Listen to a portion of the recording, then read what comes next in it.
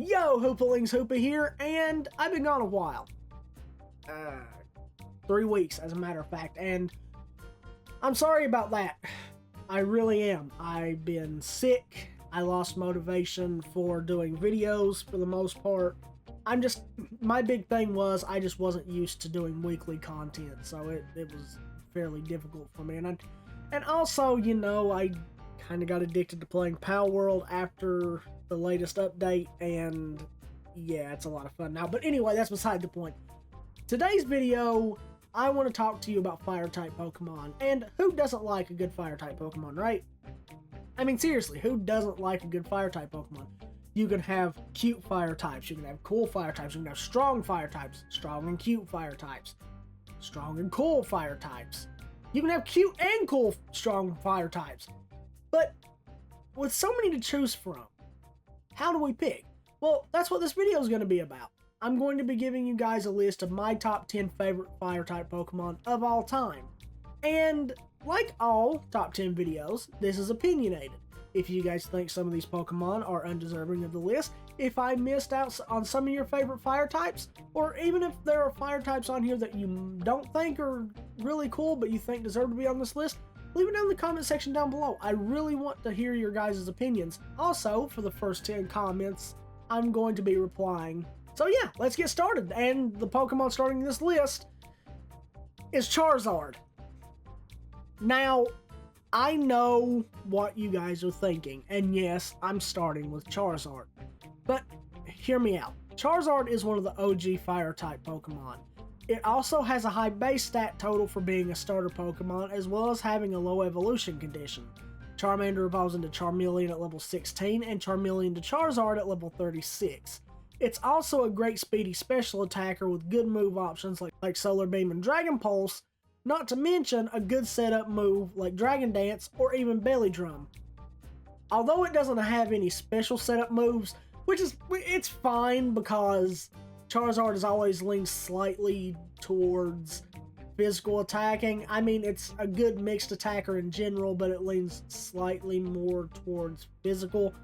And I mean, just like very, very slightly. So yeah, Charizard is really, really good, although it really doesn't have any special setup moves, which again is very, very strange. It also has good physical moves like Earthquake and Dragon Tail. Charizard also has its Mega Evolutions, like Mega Charizard X. And that form gives it a massive boost in physical attack, as well as the ability Tough Claws, an ability that boosts the power of contact moves, as well as its Mega Y form that gives more stats into its special attack, as well as giving it the ability Drought, an ability that causes harsh sunlight, boosting the power of fire type attacks and lowers the attack power of water type moves. So yeah, Charizard is very viable, a very, very good Pokemon on anyone's team. Now, I'm not going to include its G-Max form. Why are you not going to include its G-Max form, Hoopa? Well, I'm going to be honest with you, it looks cool, but outside of its design, I don't like its G-Max form. I got to thinking about it, and I really don't like any of the Pokemon's G-Max forms, except Pikachu. But I like Chonkachu. But aside from that, it's just not a good form for it to take. It's just really big Magma Charizard, which is a cool design, but it doesn't need to be on this list. Charizard is overdone as it is. But a Pokemon that I think deserves more looks than what it gets, and it's next up on this list, is the only camel Pokemon we have ever had.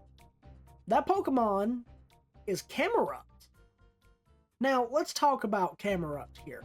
I like it for a few reasons. It has a goofy design that I absolutely love. It and Numel are the only camel Pokemon in existence, as I previously stated, and its Mega design looks good. Other than that, it makes for a great mixed attacker with both special and physical stats being very similar. Its special attack only being 5 points higher than its physical attack. It also has the ability Anger Point, an ability that acts like Belly Drum, boosting the attack stat by 6 stages without the drawback of having the user's health. Unfortunately, it has to be hit by a critical hit for that to work, and with a 4 times weakness to water, I don't see any way of it surviving a move like Hydro Pump, especially if it crits.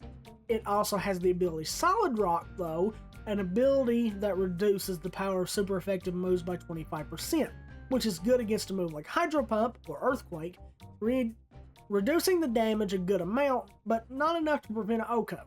But it should work against weaker ground-type moves. Now, Camerupt is a very interesting Pokemon. It's not the strongest Fire-type Pokemon by far, but I think it's a very good opportunity to take a look at it and see exactly what we are dealing with. It has a 4 times weakness to water because it is a fire and ground type. It is also a very, very interesting Pokemon with its abilities. One is on the defensive side, while the other is very much attack based.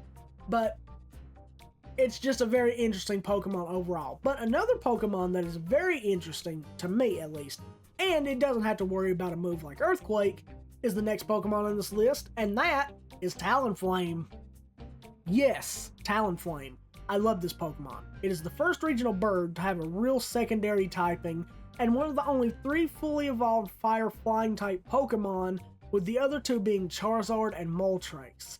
This, and the fact that it is still highly competitive in VGC and other competitive Pokemon formats, with a high base speed of 126, making it one of the best Tailwind setters in VGC, second only to Whimsicott, but nobody is really going to compete against Whimsicott. Its prankster ability is, bar none, the best combo for Tailwind. It's just the way it is, right? So, yeah.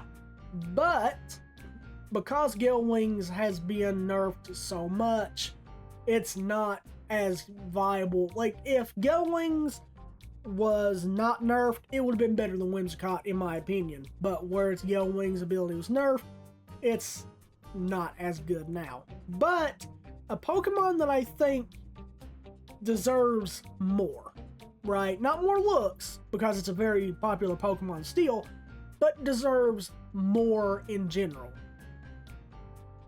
And it's Flareon. Now, do I really have to say anything about Flareon?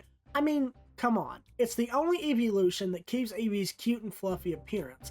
I love the fact that even though it's the worst out of all of them gameplay-wise, it still holds a place in everyone's heart as well as mine due to its fluffy and cute design. Now, I say that it's the worst gameplay-wise, and it's sadly true, because it's arguable that Jolteon is worse, because given the way Kanto works, if you go with Jolteon first, you're weak against the first and the last gym. But gameplay-wise, Flareon in general is just worse. Vaporeon has a very high special defense, and Jolteon still has a decently high special attack. All the evolutions do. Flareon, however, don't get any more good fire-type moves outside of Fire Spin and Flamethrower, maybe even Fire Blast. But overall, it's still the worst, but I love it, and it's on this list simply because it's the only one. The only one. Go and look at all 8 evolutions. It is the only evolution in that line that keeps Eevee's fluffy appearance, and that's why it's on this list. I love it. I love Flareon because it's cute and it's fluffy, but the next Pokemon on this list is sleek and cool, and it's a dog, and it's Houndoom. I love Houndoom for many reasons, but let's start off with this. Houndoom was not only one of the first Dark-type Pokemon, but it was also one of the first Dual-type Dark-type Pokemon, being Dark and Fire. It, along with its pre-evolution Houndour and Sneasel, were the class all their own, and I think that's incredible. Its design is amazing too, being based off of a Hellhound, even more so in its Mega Evolved state, as well as a Doberman. It's also the very first dog Pokemon. Now, a lot of people argue that Growlithe and Arcanine are dog-type Pokemon. I always see them as more tiger-like design, so I more or less associated them with cats. So, yeah, that's why I say it's the first dog Pokemon. Because to me, Houndoom looks more like a dog than Arcanine does, so, I mean, it kind of balances out, I guess. So, yeah. Now, Houndoom is very interesting to me. I love its Mega Evolved form. having the skeletal structure, skull-like thing in its design, and the horns getting slightly longer, and its forked tail becoming more demonic looking. Overall, Houndoom is just a really cool design Pokemon, and the fact that it's the first dual type dark type Pokemon, or one of the three, sorry. But yeah, it's just overall really, really, really cool. But we've talked about dogs. Let's talk about the other kinds of pets. Let's talk about cats. More specifically, Litten and its evolved form, Torracat. And my feelings towards these two are very similar to my feelings for Houndoom. I love their designs. I think Litten is adorable and Torracat is a cool looking cat Pokemon. The reason Incineroar isn't on this list though is because even though it's a powerful competitive Pokemon, its design is too drastic of a change for me. I do like it, but I do believe the tiger design would have looked much better on a quadrupedal Pokemon more than a Pokemon based on a professional wrestler. And that's truly why Incineroar isn't on this list. It is a great Pokemon. It is one of the best competitive Fire-type Pokemon as far as attackers go. But it's so drastic of a change that it just doesn't make any sense to me. It looks like if Tony the Tiger dressed up as a professional wrestler. And that's the reason it doesn't make this list. And it's just one of those things. But one of the Pokemon, and it's probably the only Fire-type Pokemon that I excuse going from quadrupedal to bipedal, is Delphox. Hey guys, if you made it this far into the video, that obviously means you like this video, right? But if you do, how about you shadow punch that like button? And if you want to be notified of more videos that I'm going to be doing on this channel, as well as more videos like this, how about you guys, how about you guys break swipe that subscribe button and that notification bell? Anyway, let's get back into this video, shall we? Let's go. Now, Delphox is an interesting choice on this list. It is an amazing starter, as well as the original Fire and Psychic Pokemon long before Armarouge. It also has a very high special attack, special defense, and speed stats, setting at 114, 100, and 104 respectively. Its hidden ability, Magician, is a very good ability, allowing it to take the opposing Pokemon's held item if hit with a contact move. All this plus the ability to set up Trick Room makes this one of the top 5 favorite Pokemon, at least to me.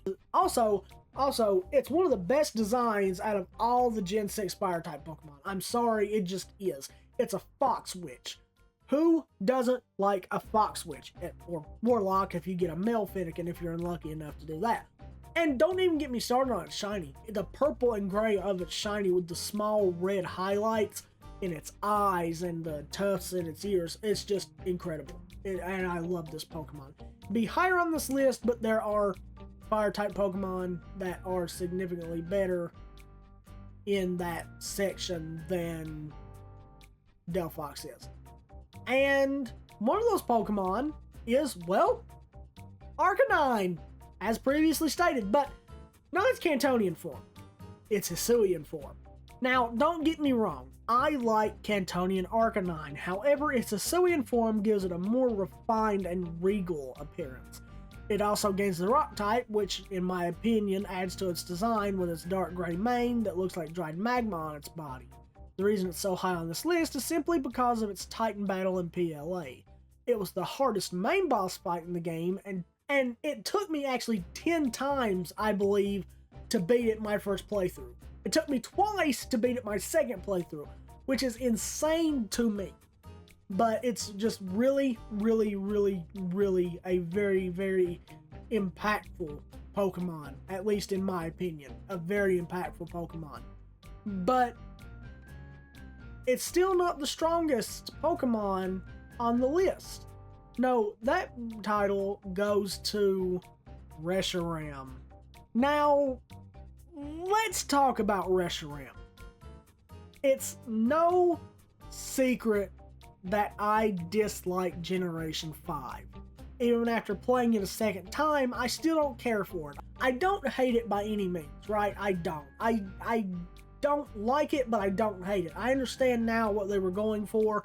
It's just not my kind of Pokemon game. I know that makes no sense because it's mainline Pokemon game, mainline Pokemon formula. It's probably the first Pokemon story-driven game maybe the first. I can argue for Generation 3. But besides the point, I just don't care for that generation. I just never have. However, there are a few Pokemon that I picked out of that Pokedex that I do like. One of them is Reshiram. I like this Pokemon for a few reasons. It's a legendary Pokemon, it's one of the only non-mega Fire and Dragon type Pokemon to date, and its design is the best out of all the legendary Pokemon from the Unova region. Genesect, Victini, and Keldeo are mythical Pokemon, so they're not on this list. As far as Generation 5 Legendaries goes, it is by far the best overall. It also has a move called Blue Flare. I love Blue Fire. Blue Flare is the only Pokemon move in existence that is Fire type in nature and uses Blue Fire. And up until recently, Reshiram was the only Pokemon that could learn it, and that made it unique and special to me. And I love it. I love Blue Fire so much. But as cool as the Blue Fire is, it's years behind the super ancient Pokemon, the possible ancestor of the legendary beast Entei. Number 1 on this list is Gouging Fire. I love this Pokemon. I cannot express to you enough why I like this Pokemon so much, but I will try. So a little backstory on Hoopa. I started my Pokemon journey in Generation 1. Literally red, blue, yellow. But when I really started paying attention to Pokemon was in Pokemon Gold, Silver, and Crystal. I loved those games. And one of the things that stood out to me the most about these games were the legendary beasts, Raikou, Suicune, and Entei. And I love all 3 of them. I think all 3 of them are very, very well-designed legendary Pokemon. And the lore behind them is very interesting. They started out as unnamed dog-like Pokemon, perished in the Brass Tower fire. If you guys haven't really heard of that, go check out my What Are They Legendary Beasts and my What Are They Paradox Beast videos. Link will be in the description down below. Check them out. There's also going to be a card right here. Really, really cool videos. I think you guys will really like them. But after this video, of course. And interestingly enough, my favorite out of all of them actually flopped between, and still does, between Entei and Suicune. I still love all of them, but it depends on the game that I'm playing, whether I want Raikou, Suicune, or Entei, more or less Entei and Suicune.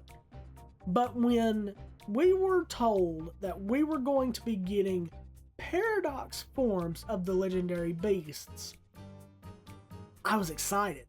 I was very, very excited. First we got Walking Wake, which was an interesting design to take from Suicune, turning it into a raptor. And I think that's really cool. And when the Indigo Disc, when we first got the very first trailer, and we got to see the new Paradox beasts, I was hooked, and I was sold immediately. Raging Bolt is cool. I like the Serapod dimensions, I'll go ahead and say it, giraffe-like design they went with it, which is really, really cool, and I think that's very, very interesting. But the one that caught me the most, and I wasn't actually setting my expectations high, because there was a leaker on Twitter, or X, depending on what you want to call it. I'm not going to name any names, but he said that it was going to be a boring design. And I got to thinking about it, I was like, oh man, it's going to suck, isn't it? Then I got to look at it, and Gouging Fire looked amazing. It looks, still to this day, is my favorite Paradox Pokemon, outside of maybe Roaring Moon. And Iron Valiant, but that's beside the point. If we're talking about the legendary Paradox Pokemon, Gouging Fire is my favorite, by far. And it's just insane. It also, not only is its design cool, it throws the rebirth theory for the legendary beast for a loop. If this Pokemon really is an ancestor of Entei, was the three legendary beasts that perished in the fire, or did Ho-Oh revive these Pokemon using the Paradox Pokemon as a blueprint? And that's really, really cool, and it's really, really interesting. And that's why it's the number one on this list. There's so much mystery behind it. It's so powerful. It's the best fire-type Pokemon. Not only that, it's not only the best fire-type Pokemon in my opinion, it's the only other fire and dragon-type Pokemon in existence. And I think that's really cool. I do. I think that's really cool. Whew! Now that was a smoking hot video. I hope you guys enjoyed it. If you did, again, leave it in the comment section down below. I'll be replying to the first 10 comments. Hope to see you guys in the next video. My name is DarkHoopa, and I will see you in the next one. Bye, guys.